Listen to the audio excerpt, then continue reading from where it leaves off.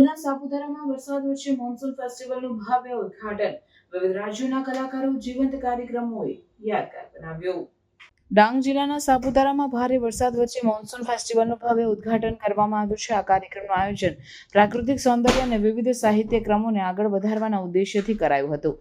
ઉદ્ઘાટનમાં પ્રમુખો અને અધિકારીઓએ ભાગ લીધો હતો અને ફેસ્ટિવલને સફળ બનાવવા માટે તમામ તૈયારીઓ પૂર્ણ કરવામાં આવી છે. ખાસ વાત એ છે કે વરસાદ વચ્ચે પણ 2 દિવસ સુધી ચાલી રહેલા મેળામાં વાયરસ ધરતીના સૌંદર્યતા અને ચિરસ્થાયી સંગીતનો ઉપભોગ કરાવ્યો. ફેસ્ટિવલ દરમિયાન દેશના વિવિધ રાજ્યોમાંથી અનેક પ્રતિષ્ઠિત કલાકારોએ તમે અને સામૂહિક નૃત્ય સાથે જીવન દર્શકોનું મન મોહવાનું કામ કર્યું.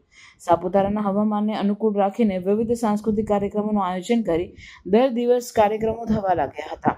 ખાસ કરીને ગુજરાતના લોકગીતો, રાજસ્થાની નૃત્યો અને પંજાબી બોલિવૂડ સંગીતનું યોગદાન પ્રસંગે જીવંત બનાવ્યું હતું.